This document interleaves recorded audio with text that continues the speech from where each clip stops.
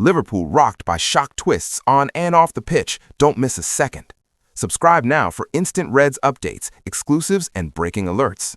News headline: Ex-Liverpool star Sadio Mane begged to reverse retirement decision. Former Liverpool and Bayern Munich star Sadio Mane will be aiming to help Senegal to the African Cup of Nations on Sunday ahead of retiring from international duty.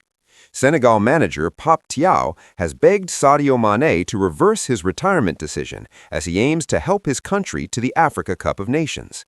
Mane, 33, is set to lead the Teranga Lions into Sunday's final against Morocco.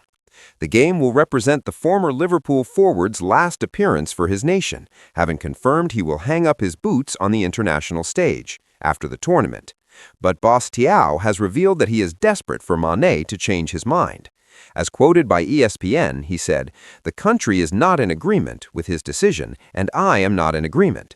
We want to keep him as long as possible. He represents Africa, the world, and when we say it's his decision, it doesn't just belong to him, he belongs to the people of Senegal, and they want to see him carry on." Mirror Liverpool. Follow our Liverpool FB page, latest Reds news and more on our dedicated Facebook page. Considering his example, we need such people like this in the country, Tiao added. He gives lessons, his humility, his education, how he gives his sweat for Senegal. He gave his life for this team to get to the World Cup in 2022. He gave his life to win the first AFCON and get the first star. If I had to sign a paper to allow this player to leave, I would say no, and his teammates would say no as well. Tiao is not the only one to have appealed to Mane when it comes to his international retirement. Midfielder Papi Gueye said, "We're going to try to keep him with us a bit longer because he still has some great years to give. I heard what he said and we'll see what he decides to do, but we really want him to stay with us for many more years." Mane, a 125-time international, has scored 53 goals for his country, and he has expressed his desire to round off his lengthy career in the best possible way. Speaking after the semi-final win against Egypt, he said, "We know how to play the final. A final is meant to be won. I will be very happy to play my last AFCON final, to enjoy it and to make my country win." Mane lifted the Premier League, Champions League, FA Cup and League Cup during his time with Liverpool, ahead of a move to Bayern Munich. He spent just one season with the Bundesliga giants, ahead of a switch to Saudi side Al Nassr.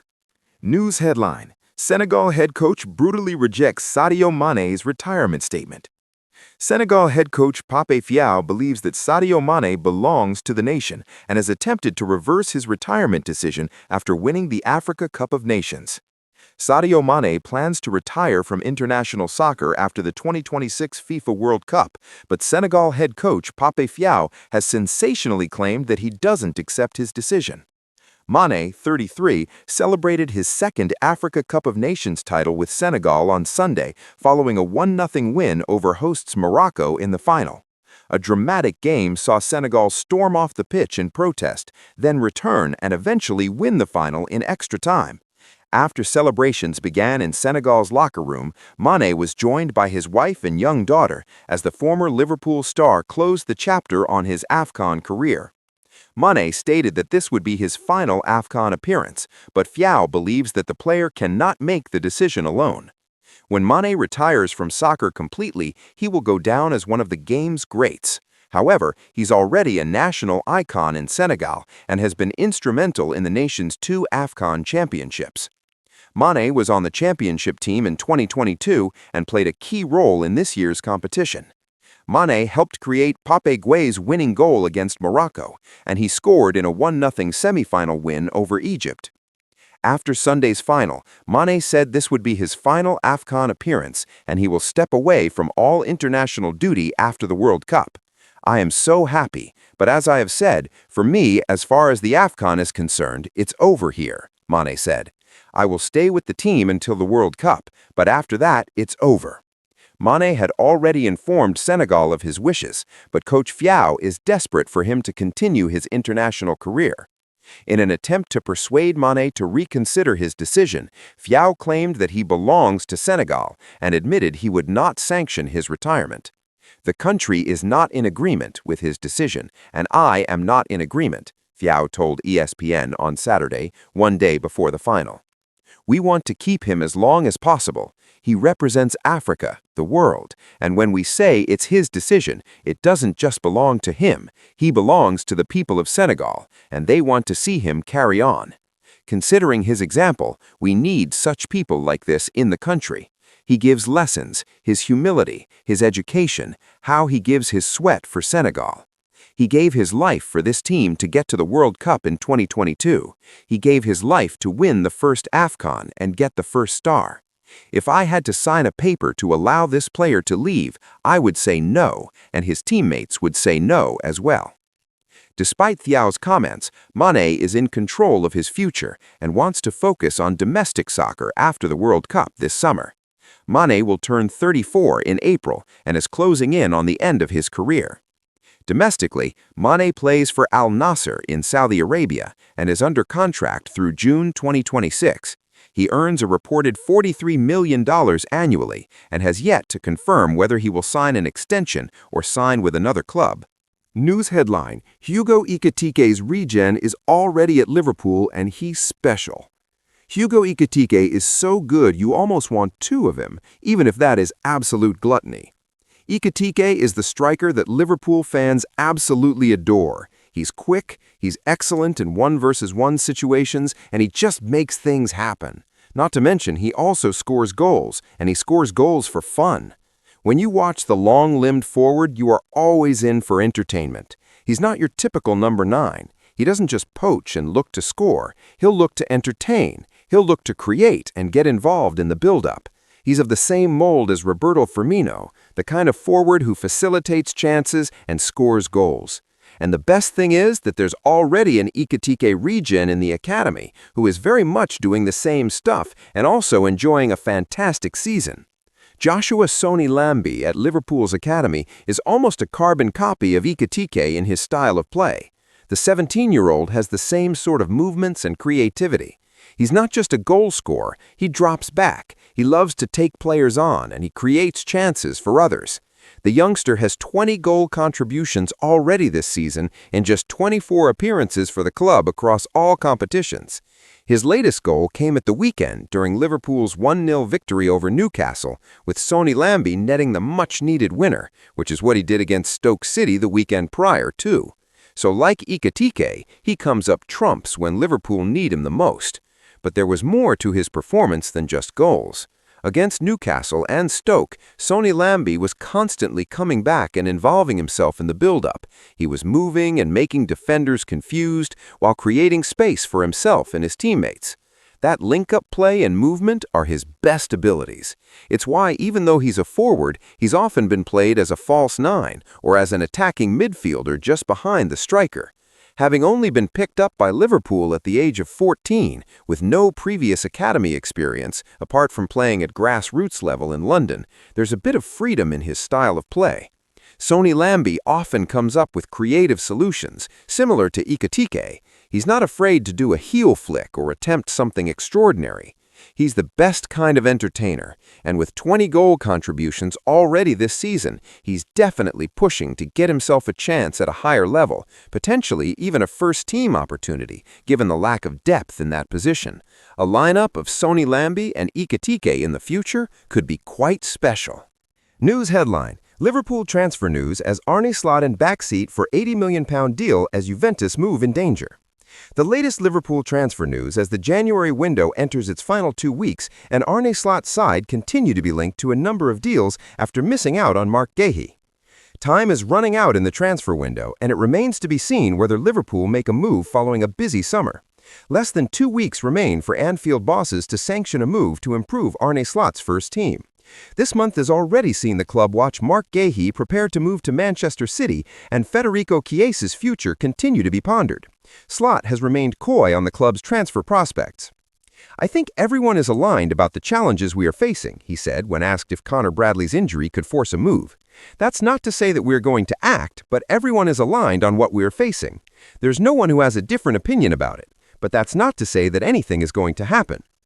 With that said, Mirror Football looks at the latest transfer news and rumors. Tottenham interest. Tottenham have reportedly been interested in signing Curtis Jones from Liverpool, according to The Times. It has been questioned whether the homegrown star will be content with his playing time come the end of the season, given Spurs and several other clubs would likely move for him if it became clear he wanted to leave. Spurs have recently signed midfielder Conor Gallagher, however, and Jones have some lofty ambitions at Anfield. Well, I think that the biggest thing is that I still have to have the humble way about myself, and I don't want to say, I'm going to be captain or anything like that. But I want to be captain of the team.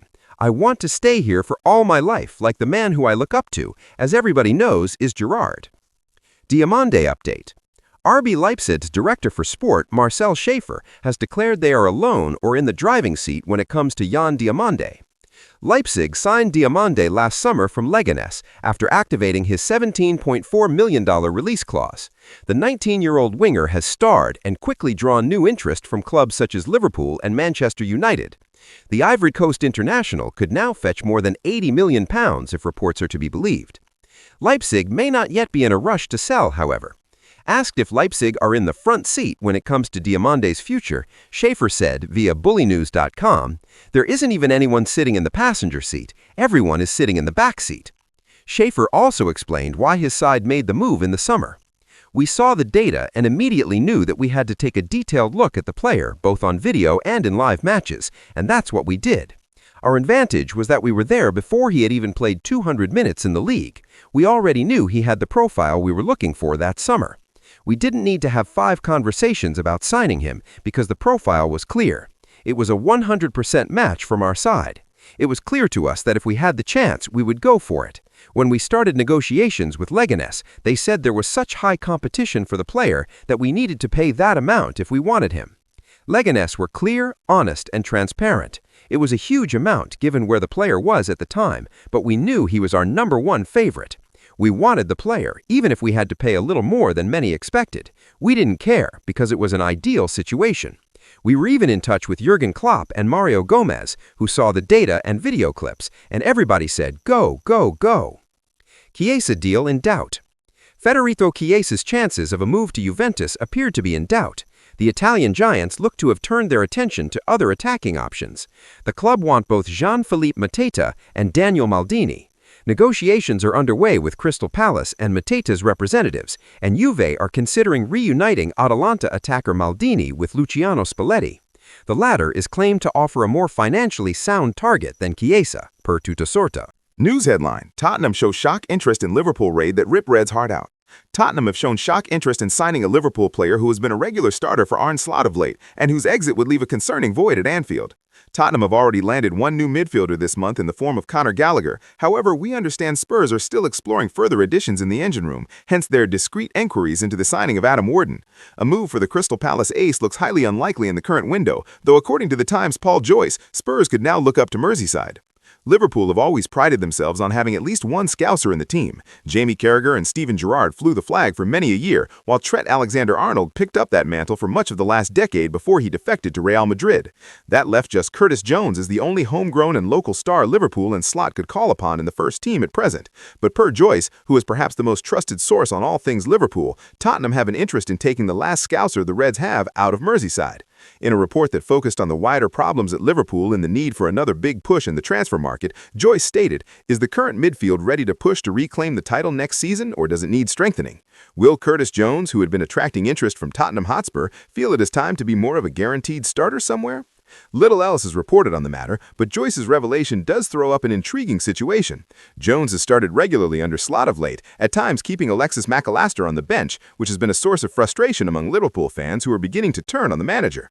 But in truth, Jones has rarely ever been a regular starter during his time at Anfield, and if the under-fire Slot is axed, the new manager would surely revert to picking Mac Allister alongside Ryan Gravenberch. Jones will turn 25 later this month, and if a club like Tottenham came calling and offered guaranteed starts, he'd have a decision to make. There are no suggestions Jones wants out of Liverpool even despite his squad player status, and given his affinity for his boyhood club, an exit decision would not be taken lightly. Latest Liverpool and Tottenham news: Trent return, Frank sack, and Alonso. In other news, talk of Trent Alexander-Arnold leaving Real Madrid just months after joining from Liverpool has reared its head again, with a source claiming that the former Anfield star is not happy at Estadio Bernabeu. Down in North London, David Ornstein has confirmed it's now a matter of when and not if Thomas Frank is sacked. Finally, Spurs' chances of hiring recently departed Real Madrid boss Xabi Alonso as Frank's successor are already clear. News headline: Manchester United lining up deal for longtime Liverpool target. With less than 2 weeks remaining in the January transfer window, Liverpool are yet to turn to the market in 2026. The Reds undertook a massive overhaul of their squad last summer, spending over £400 million in an attempt to strengthen a title-winning team. For several reasons, some out of the control of the club, the current season has not gone to plan for Arne Slot. Liverpool's title defense is already over, and many supporters believe the January window represented a good opportunity to get the team back on track, but that doesn't look likely now. Having already missed out on Antoine Semenyo and Mark Guéhi, the Reds could be about to lose another long-time target to a Manchester club. Man United chasing long-time Liverpool target. Although the summer was a busy one at Anfield, there were, of course, a few targets who didn't get their Merseyside move. One such player is Wolves midfielder João Gomes, who has been on the Reds' radar for a while now. The Brazilian signed a new deal last season, but Wolves' awful form this campaign could see him make an early exit from Molineux. Despite the recent developments, a report from Caught Offside is now suggesting that Manchester United could be the team set to capitalize, as Liverpool have cooled their interest in the 24-year-old. Is João Gomes Man United bound? According to the report, the Red Devils are just one of a number of teams interested in the Brazilian, with Crystal Palace, Napoli, and Atletico Madrid also keen. United see Gomez as the ideal profile to add coverage to their midfield in a post-Casemiro setup.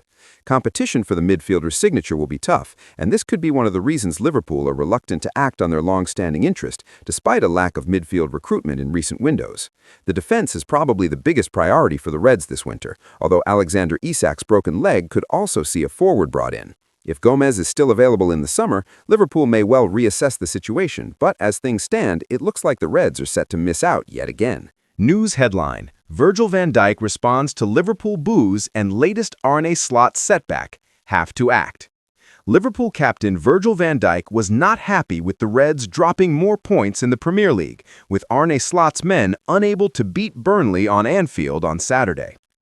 Virgil van Dijk cut a frustrated figure in the immediate aftermath of Liverpool's draw with Burnley. Once again, a low block had caused problems for his side, leading to more dropped points. Florian Wirtz had broken the deadlock, but Liverpool couldn't find another goal. That was always going to leave the possibility of the visitors equalizing, and they did, through Marcus Edwards.